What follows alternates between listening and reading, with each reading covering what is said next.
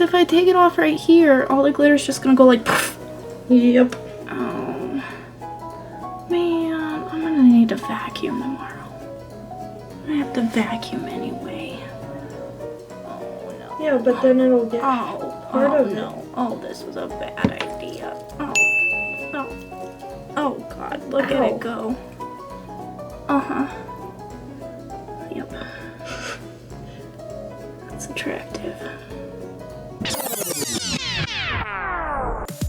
Hey guys, welcome to my very first tutorial. Today I'm starting with my face prepped and primed, so we are going to jump right into it with the eyes, starting with the Morphe 35N palette. So starting with this cool toned light brown eyeshadow, we're going to begin packing that on the outer corner and then gently sweeping it into the crease.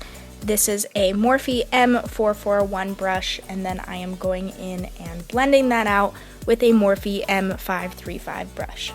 Then taking the same palette with a little bit darker, cool toned brown shadow, place that in the same places as before, this time with a Morphe M433 brush just to get it a little bit more precise and begin adding more depth and dimension.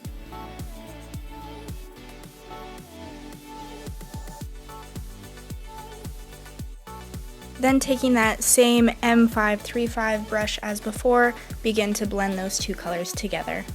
Going back into the same 35N palette, we're just going to continue to get a little bit darker, but staying within those cool shades, taking another darker brown shadow and placing it more so just in the outer corner of the eye and very gently begin moving that product up into the crease. Then going in with one of my favorite natural eyeshadow palettes, the Too Faced Natural Eye and the color Sex Espresso? Is that how you pronounce it? I don't know. Then taking a more precise brush and placing it in the crease and then blending it out with the Morphe M433 brush. Just begin blending that out very, very gently. Using a NYX Jumbo Pencil in Milk, start laying that down onto the eyelid where our colors are going to sit. I find that this is a great base for shimmer shadows and things like that. It just helps brighten them up and really get the color payoff that you are looking for from these shadows. Once that's blended out, you can go in with this shade in the 350 palette and a little bit of MAC Fix Plus on a dense packing brush and begin laying that down gently on the eyelid. You don't want to sweep too much. Patting motions are what are going to do the best for you. Same 350 palette, taking a more rose gold shade, place that right on top of the color that you just laid down. And then after laying those colors down, you will notice that you've lost a little bit of the darkness in the crease, so I like to go back in with a clean precision brush and blend in a little bit of that darker brown shadow. At this point, my eyes are looking a little bit small, so to help them look bigger, I'm going to take the Maybelline gel liner in the shade Blackest Black and give myself some nice big winged eyeliner. Oh yeah! It's lash time. Honestly guys, if you don't make a million weird faces waiting for your lash glue to dry, you probably haven't waited long enough. But let's be honest, lashes make the best difference. If y'all don't have one of these, seriously, oh my gosh. I bought mine off of Amazon. I literally just searched finger palette, and this is one of the things that came up. You just slide it on your finger. It's got like those little push adjustable things on it, and then you squirt your foundation onto here. That way it doesn't have to go onto your hand, because if you're anything like me, when I like squirt foundation onto my hand, I usually forget that the last little bit that you can't really get is there, and it ends up all over my clothes. So this has been a lifesaver. I can't even begin to explain it. So if you don't have one, Get it. On my fancy little finger palette, I'm going to be mixing the Josie Maran Vibrancy foundation and the L'Oreal True Match Color foundation. And you'll notice as I'm applying this foundation that it does look a little yellow against my skin tone. Now I do this because my face is typically very red. I have very sensitive skin, so the irritation shows through if I try to use a more neutral based foundation. So in order to correct that redness and match my neck and shoulders, I have to go with a little bit more of a yellow undertone foundation. Now that you've covered your face with another face, take a beauty sponge of your choice. I am using the Real Techniques beauty sponge and some translucent powder. I love the RCMA no color translucent powder. And then we're gonna bake, but this isn't normal baking. This is oily skin baking. Not only am I gonna go underneath the eyes, but I'm gonna go on the nose, forehead, temples, cheeks, chin, those pesky smile lines, really everywhere. And once you're looking like you stuck your face in a bag of flour, you've done it right. While we're baking, I'm going to move on to brows, and for this I use the Anastasia brow definer, but I secretly hate the brow definer. Is that weird? It doesn't, I feel like, fill them in the way, I don't know, maybe just that I want. Maybe that's not trendy. I don't know.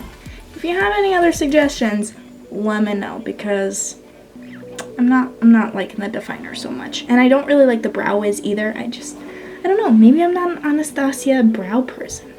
I don't know. Maybe I'm just weird. I don't know, I could be just weird. I'm so sorry, Anastasia. I don't want to hate your stuff. I really want to like it, but it just doesn't seem to work very well for me.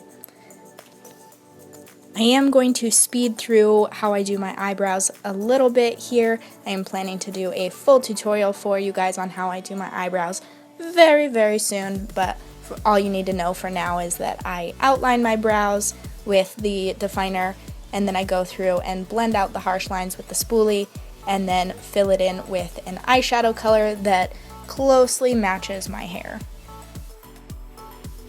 Can we just take a minute to realize how big of a difference it is between my filled in brows and my normal brows?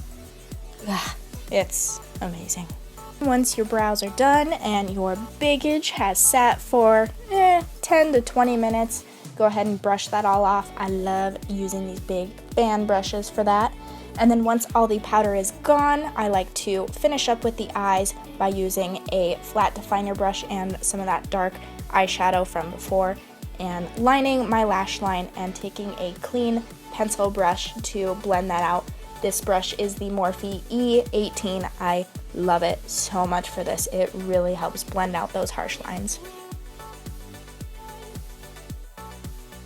And then using any black liner, I'm using the same gel liner as before. I like to line my waterline. I really think it helps tie everything together. Oh yeah, going in with the favorite, Kat Von D shade Light palette. I love using this middle shade here for bronzing. Obviously, I've already hit pan on it, but for bronzing, I usually like to go in with a smaller brush, as you see here, put a little bit on the hollows of my cheeks and work on blending that out. I have a rather large, what I call 5 head and a weird hairline, so I like to bronze the crap out of my forehead to make it a little bit more like a 4-head instead of a 5 head.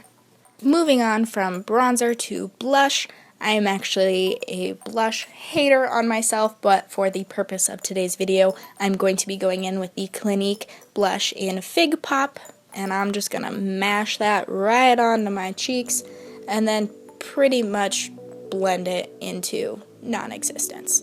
What can you do? Some habits never quite die, I guess.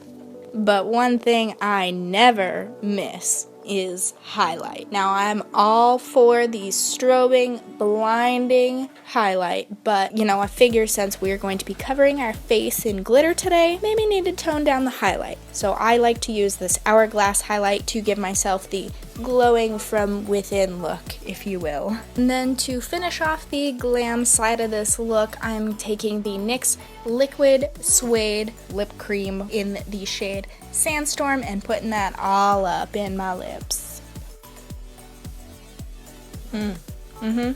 Yep. I look so attractive right now. I feel like I always see little videos on Instagram or wherever that like have the girl put on her liquid lipstick, whatever, and it's like so their lips just look so perfect. And I'm talking about before they even put it on, like as they're applying it, like they just have the perfect kind of face, you know? And I feel like when I put it on, I'm like, I don't know. Somebody out there has got to feel the same way. I mean, I can't be the only one, right? Right? Please tell me there's more than just me. And then once you finish the lips, you are done with the glam side of this look. But for those who want to catch the glitter herpes, keep on watching. The zipper I bought has quite a bit of extra fabric on the sides. I recommend cutting off the excess fabric. So then once you've got that fabric cut off, I highly, highly recommend laying it down and outlining where you want your zipper to sit. I'm just outlining with a Ben Nye black eye pencil, but you can use literally anything. And then for those of you who just want to rock the SFX side of this look, I would obviously recommend not putting makeup on in the centermost part of your face. Maybe lay down the zipper at the very beginning and outline, and then just avoid putting makeup inside your outline. But since that wasn't really an option for me, I'm wiping away all the hard work that I just put on. Hey look, Duo Lash Glue does have a purpose. But for real, I like to use lash glue instead of glitter adhesive for two reasons. One, I feel like with lash glue, the glitter really stays only where the adhesive is, and two, well, it's just cheaper. I am laying this down in quite a large surface area, but I would recommend laying it down in smaller patches because the glue does tend to dry a little bit quicker than I was able to get the glitter on, so just keep that in mind. Or if you want a quicker way to get glitter on your face, just stick it in a bowl of glitter, because apparently that's what I like to do.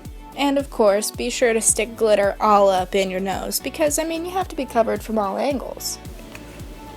I'm really thirsty, but I feel like if I try to drink, I'm gonna inhale more glitter than I already have. So, I'm just gonna wait. And once you're finished whining, it's finally time. I am using Ben Nye prosthetic adhesive. I would typically recommend using something like Prose to adhere this onto your face, but I don't have any right now, so this will work. Now this will take a little bit of patience since this is metal and it's going to be a little bit heavier, so take your time, really hold down each spot and wait for it to secure to your face before moving on to the next section. But after that, you're done. So go spread the glitter herpes, my little makeup babies. If you like this video, please remember to give it a thumbs up, subscribe, share with all your friends, and you know that one person who hates glitter? Share it with them. I'm sure they'll appreciate it.